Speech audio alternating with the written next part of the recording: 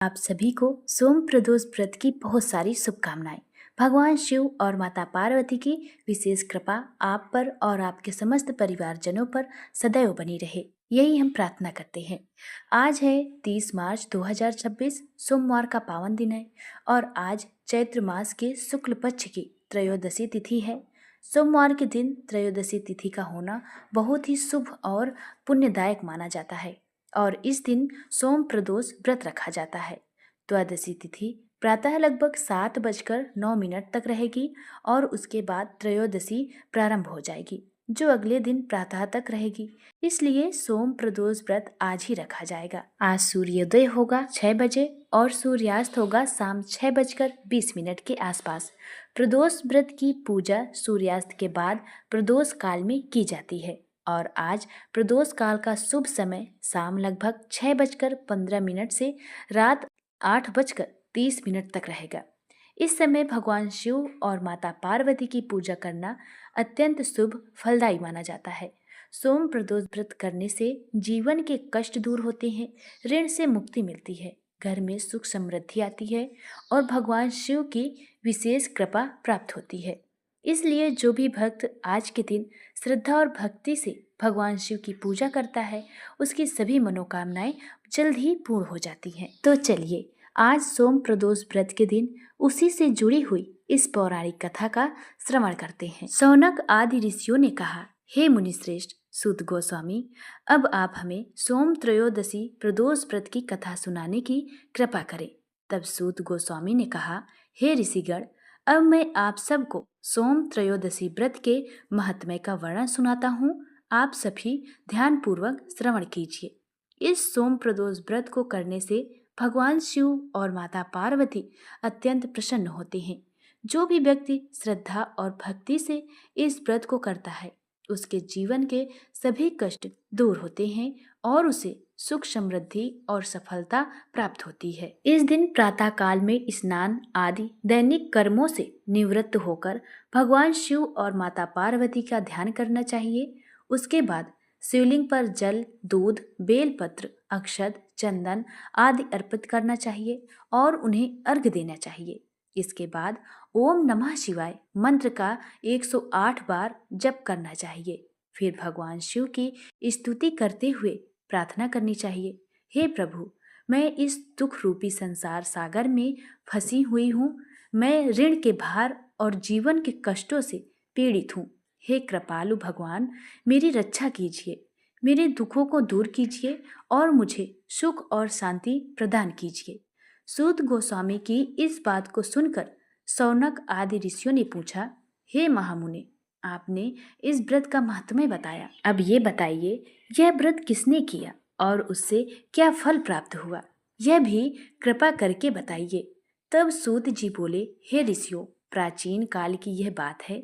एक नगर में एक ब्रह्मणी रहती थी। उसका जीवन बहुत ही दुखों से भरा हुआ था। उसके पति का देहांत हो चुका था और उसका कोई भी सहारा नहीं था। उसके साथ उसका एक छोटा पुत्र रहता था। वह ब्राह्मणी गरीब बहुत थी और अपने पुत्र का पालन पोषण करने के लिए वह प्रतिदिन भिक्षा मांगने जाया करती थी। जो भी भिक्षा मिलती उसी से वह अपना और अपने पुत्र का जीवन यापन करती थी। एक दिन वह ब्राह्मणी भिक्षा मांगकर जब घर लौट रही थी, रास्ते में उसे एक छोटा बालक मिला जिसकी अवस्था बहुत दयनीय थी। वह बालक भूखा था, प्यासा था और बहुत दुखी दिखाई दे रहा था।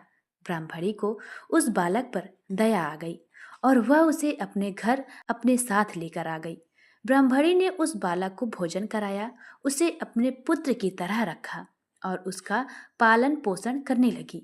वास्तव में वह बालक विदर्भ देश का राजकुमार था।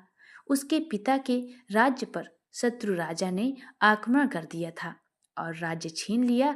इसी कारण वह बालक भटकता हुआ उस नगर में आ पहुंचा था। ब्रह्मणी उस राजकुमार का पालन अपने पुत्र की तरह करने लगी। दोनों बालक साथ में खेलते, साथ में पढ़ते और साथ में ही रहते थे।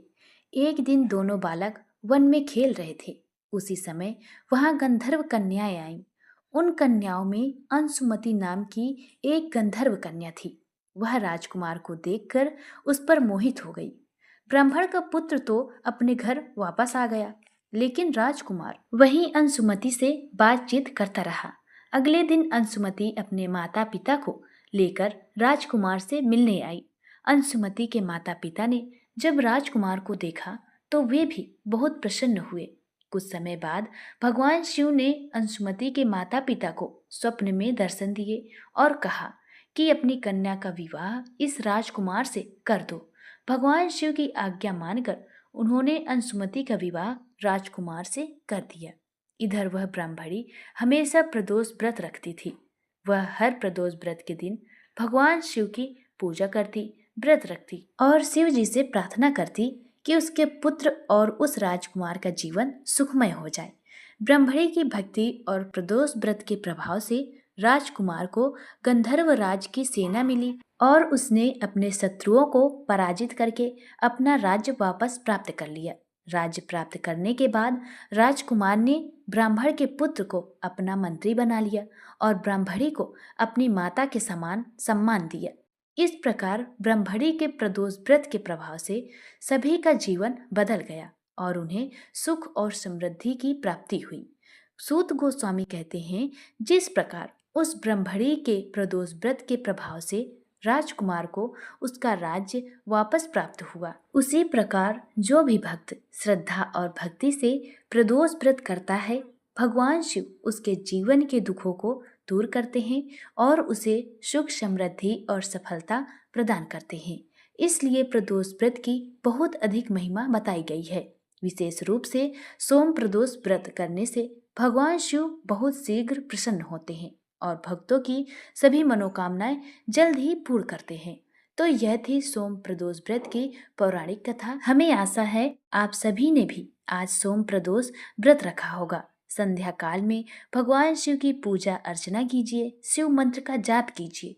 अगर व्रत नहीं रखे तो इस कथा का श्रवण अवश्य कीजिए। भगवान शिव आप पर और आपके समस्त परिवारजनों पर अपनी कृपा सदैव बनाए रखें, आपके जीवन के सभी दुख दूर करे और आपको सुख, शांति, समृद्धि एवं सफलता प्रदान करे। यही हम भगवान शिव से प्रार्थना करते हैं। जय भोलेनाथ। हर हर महादेव।